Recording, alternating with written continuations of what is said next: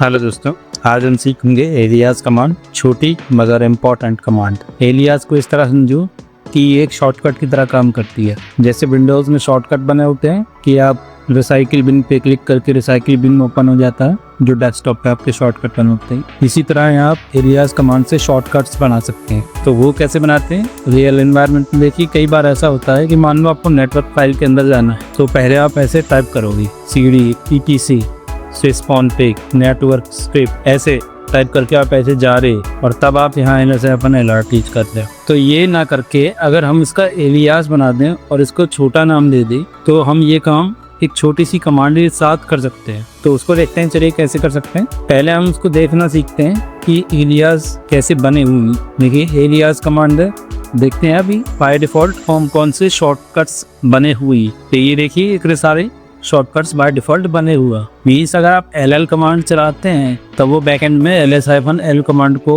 Execute करता है, और सिर्फ ls कमांड चलाते हैं तो वो बाय डिफॉल्ट बैकएंड में ls-l कलर को एग्जीक्यूट करता है। तो आप ये समझ रहे हैं, इधर हम शॉर्टकट का नाम दे रहे हैं कि हमें ये शॉर्टकट बनाना है, और इधर फुल कमांड का नाम है जिस कमांड को हमें चलवाना है। जैसे यहाँ cp में बाय डिफॉल्ट बैकएंड में cp-i कमांड चलती है। तो ये आपके एलियास बने हुए हैं। एक एलियास हम भी बना के देखते हैं। मान लीजिए हमें इस डायरेक्टरी में जाना है, लेकिन हम इसका छोटा एलियास बनाते हैं कि छोटे कमांड चला के हम कैसे इस डायरेक्टरी में डायरेक्ट जा सकते हैं। मैं यहाँ लिखूंगा एलियास, मान लीजिए मैं यहाँ cd-ns कर देता हूँ। ये मैंने दे दिया कि नेटवर्क स्क्रिप्ट नाम की डायरेक्टरी के अंदर मुझे जाना। यहाँ इक्वल डाल दूंगा और ये मैं सिंगल कोट्स के अंदर बंद करने वाला हूँ। अब क्या करूँगा, वन टाइम ये, क्योंकि फुल कमांड है, मैंने ये डाल दिया इसके अंदर ऐसे, और मैं इसको बंद कर दूंगा। ये कमांड हो गई एग्जीक्यूट। अब ये एलियास बन गया है। अब जरा हम इसको ट्राई मार के देखते हैं क्या हम उस डायरेक्टरी में जा सकते हैं। नहीं, मैं सिर्फ cd-ns से ऐसे लेकर आऊँ। देखिए अब नेटवर्क स्क्रिप्ट में डायरेक्ट आ गए यहाँ लिखने से, ये फायदा हुई। तो रियल एनवायरनमेंट में भी ऐसे एलियासेस बने होते हैं बड़ी बड़ी डायरेक्टरी लोकेशंस के जाने के लिए, जहाँ हमें ऐसा पूरा पाथ टाइप ना करना पड़ी। तो जैसे मान लीजिए उधर आपको कोई बड़ा ऐसा लोकेशन है जहां आपको बार बार डेली जाना पड़ता हो, जिसका बहुत हैवी यूटिलाइजेशन उनका हो, लेकिन आपको वो कमांड टाइप नहीं करनी, तो इस तरह आप उसका एलियास बना सकते हैं। तो बट इसमें एक कमी है, जैसे ही आप ये टर्मिनल से आउट हो जाएंगे, तो जैसे ही आप टर्मिनल से आउट हो जाएंगे ये कमांड अब गायब हो जाएगी, क्योंकि आपने टेम्परेरी एलियास बनाया है। देखिए अब हम उसको ट्राई मारते हैं कि वो बनता है या नहीं। मैं फिर से लॉगिन कर रहा हूँ, टर्मिनल मैंने एग्जिट कर दिया था। मैं इसकी सेटिंग चेंज कर लेता हूँ मेरे पास फॉन्ट्स, ताकि आपको थोड़े बड़े दिखें। क्लियर करते हैं, अब देखते हैं क्या वो कमांड चल रही है। तो ये कह रहा है कमांड नॉट फाउंड, क्योंकि हमने वो टेम्परेरी बनाई थी। तो ये डेटा जाके सेव कहाँ हो रहा है, इसको परमानेंट कैसे किया जाए। परमानेंट करने के लिए आपको यहाँ जब ls-l कमांड चलाओगे, यानी आपको हिडन फाइल्स देखनी है, तो आपको यहाँ दिखेगी एक फाइल .rc के नाम से। तो इसको जब आप कैट करोगे -rc फाइल को, तो आपको यहाँ दिखेगा कि ये बाय डिफॉल्ट एलियास ये बने हुए हैं। तो आपको उस एलियास की वैल्यू को यहाँ डालना पड़ेगा सेम। तो हम फिर से एलियास बनाते हैं। एलियास cd-ns कर रहा हूँ मैं, सिंगल कोट्स के अंदर क्लोज। मैं डायरेक्ट यहीं से कॉपी कर ले रहा हूँ, मैं ही क्यों टाइप करूँ। ये एलियास बना दिया। अब हमें क्या करना है, vim.rc फाइल के अंदर जाना, और यही एलियास हम यहाँ से कॉपी कर लेते हैं। ये कॉपी कर लिया, vim.rc फाइल के अंदर गए, और यहाँ शिफ्ट G से हम एंड में आ जाएंगे। ओ प्रेस करोगे तो नेक्स्ट लाइन में जंप हो जाएगा, और यहाँ राइट क्लिक कर दोगे तो कमांड पेस्ट हो जाएगी। अब ये कमांड पेस्ट हो गई है। अब देख लीजिए एक बार सिंटैक्स सेम होना चाहिए, यहाँ कोई स्पेस नहीं होना चाहिए, इनके बीच में कोई स्पेस नहीं है। एस्केप बटन, सेव कर दीजिए। अभी आपका परमानेंट सेव हो गया है। अब पहले एक बार वैसे चेक कर लेते हैं cd-ns जा पा रहा है नहीं, तो नेटवर्क स्क्रिप्ट में जा पा रहा है। अब इसको एग्जिट करते हैं, फिर हम ट्राई मारेंगे क्या फिर से जा पा रहा है इसमें, क्योंकि लास्ट टाइम ये नहीं जा पा रहा थी। तो देखते हैं अब cd-ns काम कर रहा है नहीं, ये देखिए अब काम कर रहा है, ये आपका परमानेंट हो गया। तो अब अगर आप ये कहेंगे कि क्या पाइप वाली कमांड भी चल सकती है, जब तक कमांड आपकी सही है और कंप्लीट है तो पाइप कमांड भी चलेगी। मान लीजिए हमें ये देखना है, सपोज करो अब इसमें पाइप है, ये सिर्फ एग्जांपल के लिए कि हमें बूट फाइल देखनी है, तो हम पूरी कमांड को कॉपी करेंगे फिर से। यहाँ तक जब आप पूरी कमांड कॉपी कर लेंगे, फिर आपको एलियास कमांड फिर से चलानी, और इसको आप कुछ भी नाम दे सकते हैं। कि मुझे मान लीजिए डिस्क इनको देखनी है, ये मैं डिस्क इनको देख रहा हूँ, और इसको सिंगल कोट्स के अंदर बंद करके ऐसे चला देंगे।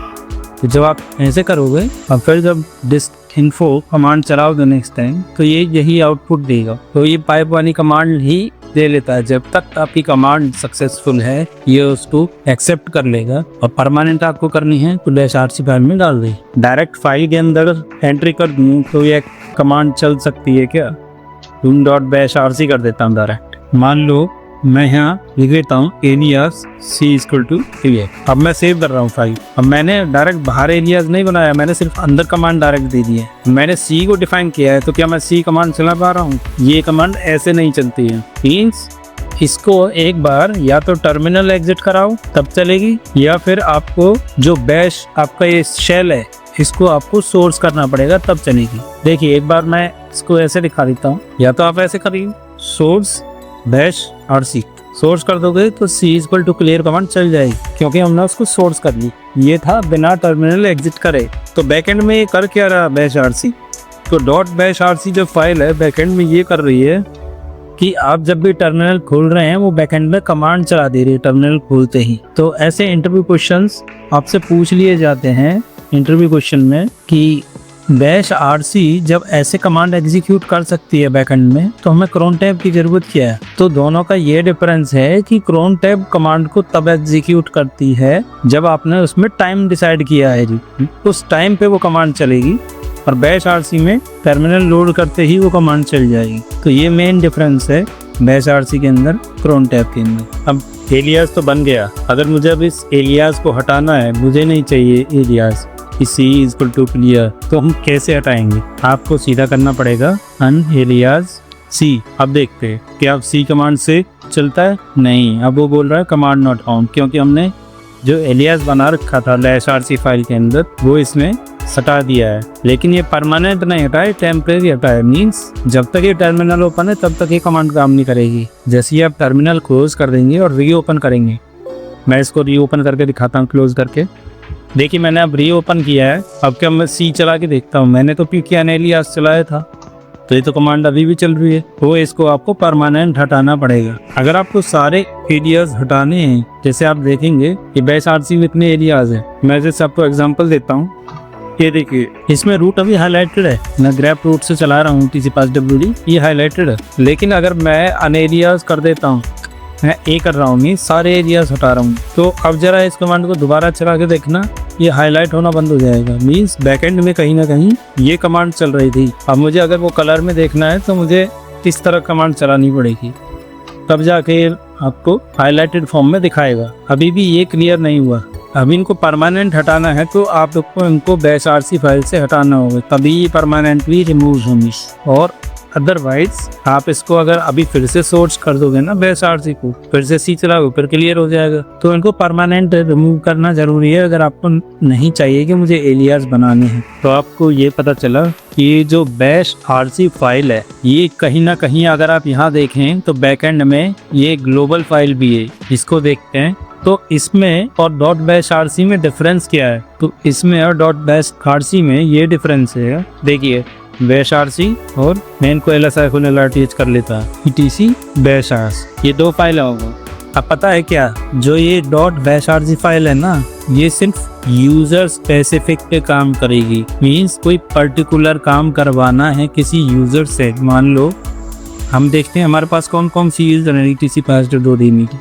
हमारे पास यूजर है स्टूडेंट, तो हर जो ये यूजर होता है ना, हर एक की bashrc फाइल होती है। अभी हम रूट से लॉगिन हुए तो ये रूट की bashrc फाइल थी जिसे हम अपडेट कर रहे थे। अगर हम स्टूडेंट के होम डायरेक्टरी में जाएंगे, जो कि ये होम स्टूडेंट है, हम इसमें जाते हैं और इसमें आप ls-1 करोगे तो आपको इसकी अलग से bashrc फाइल दिखेगी। तो हर यूजर की अलग bashrc फाइल आती है। तो मुझे मान लो ये करना है कि जब भी मैं इस यूजर से लॉगिन करूं तो इससे रिलेटेड मुझे कुछ कमांड चलवानी है ऑटोमेटिक, जब भी मेरा टर्मिनल लोड हो, तो उसके लिए आपको इस फाइल में एडिट करना होगा। लेकिन अगर यहाँ बहुत सारे यूजर हैं और आपको सब में ही वो कमांड एग्जीक्यूट करानी है, तो आपको etc bashrc वाली फाइल में एग्जीक्यूशन डालना पड़ेगा। तो आपकी etc bashrc ग्लोबल फाइल है और ये आपकी, इसको आप लोकल कह सकते हो। मीन्स कोई फास्ट काम कराना है किसी यूजर से कि ये वाली काम करेगी। ठीक है, अब जरा इसको करते हैं अपडेट kim.bashrc। अभी हम स्टूडेंट के अंदर है। मैं चाह रहा हूँ कि इसके टाइम पे लॉगिन होते ही ये सारी कमांड चल रहे हैं। अब टाइम डेट LSI को LRTH इको वेलकम टू योर स्पीच। मैं चाह रहा हूँ ये 4 कमांड चलें जब भी हम स्टूडेंट से लॉग इन करें। तो हम क्या करेंगे, इसको सेव करेंगे। अब इस फाइल को एक बार सोर्स कर देंगे ताकि ये लोड हो जाए। अब देखो जैसे ही मैंने सोर्स किया ये कमांड चल गई अपने आप, क्योंकि हम स्टूडेंट के अंदर बैठे थे। तो आप जब बार बार लॉग इन करोगे तब ये कमांड चलेगी, सारा डेटा दिखाएगी और वो कह रही है तो सारा डेटा दिखा के बोल देगी देखो मैं ऐसे अपन स्टूडेंट पे लॉग इन हुआ। फर्स्ट टाइम वो एग्जांपल दे रही थी, जैसे ही मैं स्टूडेंट से लॉग इन हुआ उसने वो सारी कमांड चला दी पहले ही जो मैंने वहाँ अंदर डिफाइन की थी। और हटाना है उनको तो फिर से आप ऐसे कर सकते हैं, ये सारी कमांड हटा देना और सेव कर देना और फिर से इसको सोर्स कर देना, फाइल हट गई। अब वो कमांड नहीं चलेंगी। अब अगर आप एग्जिट करके फिर से स्टूडेंट में लॉगिन करेंगे तो अब ये कमांड नहीं चल रही है। तो मैंने आपको हटाना भी सिखा दिया, तो मैंने बैश RC में से आपको कमांड्स हटाना भी सिखा दिया, अनएलियास करना भी सिखा दिया और उनका मतलब भी बता दिया। और अगर आपको सारे यूजर्स में कमांड चलानी है तो आपको ETC बैश RC के अंदर डालना होगा, क्योंकि वो ग्लोबल वेरिएबल है, उसमें सारा ग्लोबली डिफाइन हुआ है। वो कमांड सबके लिए फिर सेम हो जाएगी चाहे कोई भी यूजर। तो आज के लिए इतना ही। थैंक यू दोस्तों, मिलते हैं फिर से इसके अगले पार्ट।